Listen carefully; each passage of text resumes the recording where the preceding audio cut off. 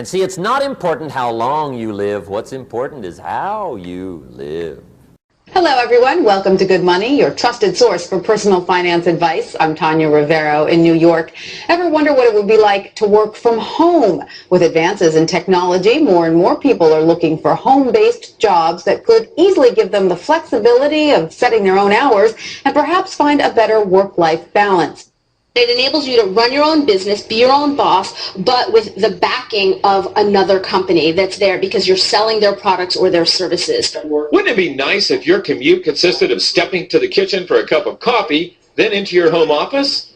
Well, thanks to the internet, plenty of people do it daily. Best commute in town. Very short. Takes me about 30 seconds. We get to choose our own hours. It allows me to have the flexibility to do things with my wife and my daughter. So there are real work-at-home jobs out there. There is opportunities to work at home. You just need to find out what type of an opportunity you're best suited for and research it and pursue it. For Money Talks, I'm Stacy Johnson. It's an automated way to make money on the internet. So, how does it work? And why would you share it with somebody? This is exactly how this works. All right. So you've got these big Fortune 500 companies, household names, companies with household names, right, that they have a lot of money allocated to advertising. And you see this every day. You turn on your TV, you see advertising. You turn on the radio, you hear advertising. Print magazines, all this stuff. Well, these companies have big advertising budgets and they allocate it in different places. One of the places that they allocate it is to the internet. They have a large portion of their budget set aside to advertise online. And so what I did was I went to them and I said, look, would you pay me to advertise for you? Would you pay me if I send you a customer? And they said, yeah, it made sense. Think about it. They pay me only if I send them a customer.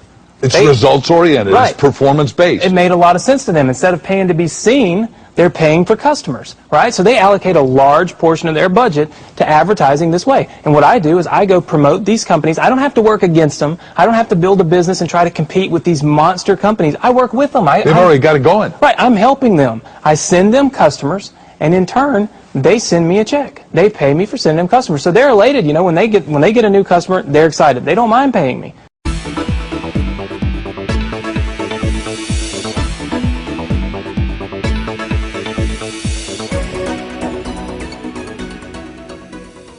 Hi, my name's PJ, and welcome to our short presentation. Have you ever wondered how the rich keep getting richer while broke people stay broke and the middle class seems to be shrinking? Well, this isn't nearly as mysterious as it may appear when you examine the specific differences in how broke people, the middle class, and the rich spend their money. Now, this is such a simple concept, yet so profound, it nearly knocked me out of my chair when I finally understood it.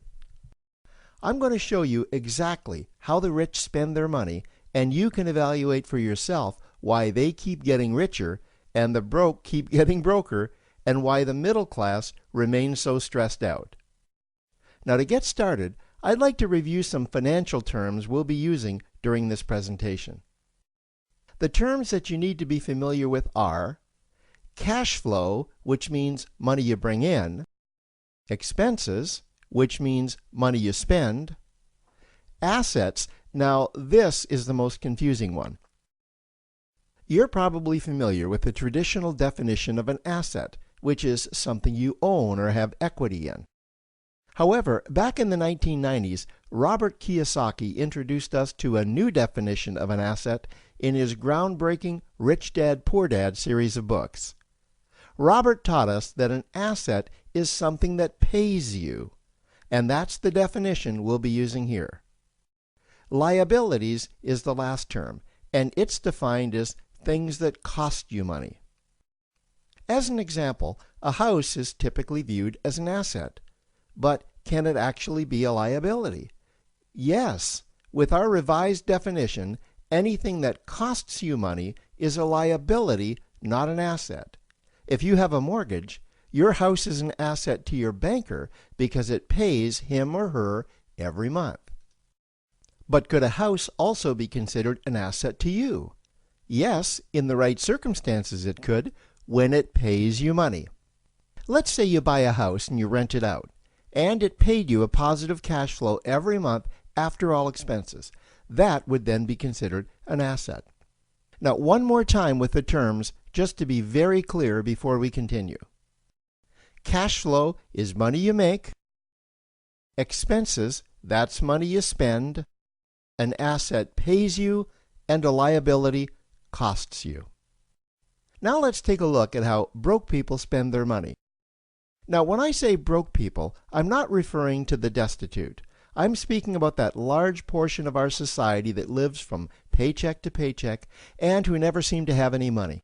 In fact, most times there's more month left at the end of their money, and I'm sure many of you can relate to that group. On payday, broke people buy what I'm going to call stuff. Well, what's stuff? Well, that's inexpensive things that people buy that they don't really need to survive. You go into someone's house and you can't find any counter or tabletop space in the whole house because of all the stuff on it. Their house and their cars are full and cluttered with stuff. Well, where do they get all this stuff? They buy it at the flea market, at the garage sale, at the dollar store, at the craft show. So cash flow comes in and then it goes straight out the expense column to buy stuff. You see, broke people never really educate themselves on assets and liabilities. They justify buying all of this stuff by claiming that it costs so little. But over the years, it's all they ever have. The problem is their cash flow never produced or created more cash flow. Now, please understand, I'm not undermining or taking any shots at this or any group. I just see a lot of financial difficulty out there, and it really doesn't need to be that way. Creating wealth isn't a mystery, it's a formula. The only reason someone doesn't create wealth is because they either don't know the formula or they don't apply the formula. Now let's take a look at the middle class. The middle class is the group that society mistakenly thinks are rich. They're not. Yes, they typically earn a six-figure income, and many of them appear rich, but it's what they buy with their money that keeps them prisoners of the middle class. What they typically buy are liabilities. Remember the definition of a liability? Things that cost you. By buying liabilities, the money gets pushed up and out their expense column. Liabilities are items like cars, boats, houses, airplanes, credit card debt. Now let's see just how this happens. The middle class gets a nice paycheck, let's say $10,000 for the month. They then split that down the middle and they pay their monthly expenses with half, and with the other half, they make a down payment on a new car. The car costs $5,000 down, and after they add on the insurance and the maintenance, that liability now costs $1,100 new dollars every single month. A few months go by, and they want a boat, then a vacation home, a Rolex watch on their credit card, a vacation on their credit card.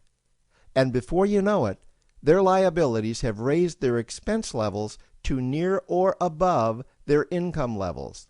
They actually spend equal to or more than they make. Meaning that they have to go to work and make a certain amount of money every single month just to cover their liabilities.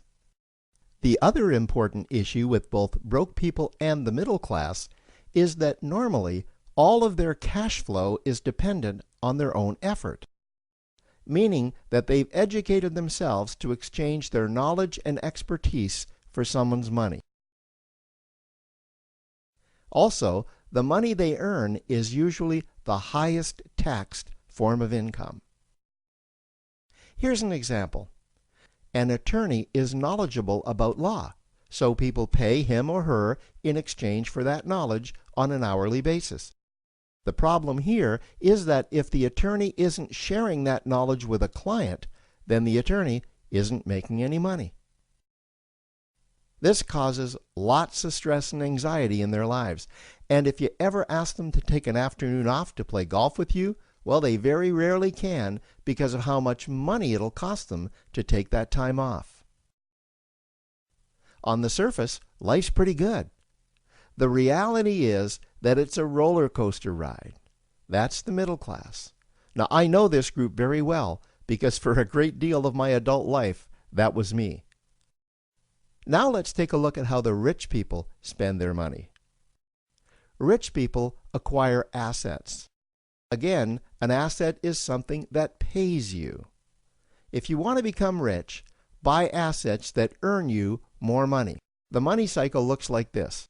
Acquire assets that produce cash flow, invest the profits to acquire more assets that produce more cash flow, invest those profits to acquire more assets that produce more cash flow.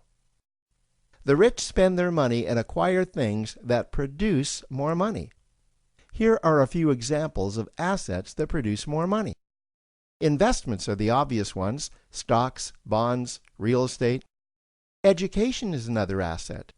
If you learn how to do something that produces more money for you and you actually do it, that's buying an asset. There's a great quote that goes, "If you think education is expensive, you should see how expensive stupidity is." Another example of assets you can acquire that pay you are cash-generating opportunities, especially those opportunities that can create a passive cash flow. Passive meaning that once you build it up, the money continues to flow whether you're still building it or not. Here's a small example. Let's suppose you bought a pinball machine and you put it in a barber shop, and you don't spend any of the profits. You save them until you can buy another pinball machine and put it in another barber shop. This, by the way, was Warren Buffett's first business. If you don't know who Warren Buffett is, he's one of the top 2 richest men in America. The rich are extremely eager to find those passive cash-generating opportunities because those opportunities continue to pay them month after month, year after year, long after they've stopped working the opportunity. You know, I see this happen again and again with successful entrepreneurs. They find a passive cash flow stream that they build up, and it continues to pay them month after month, year after year.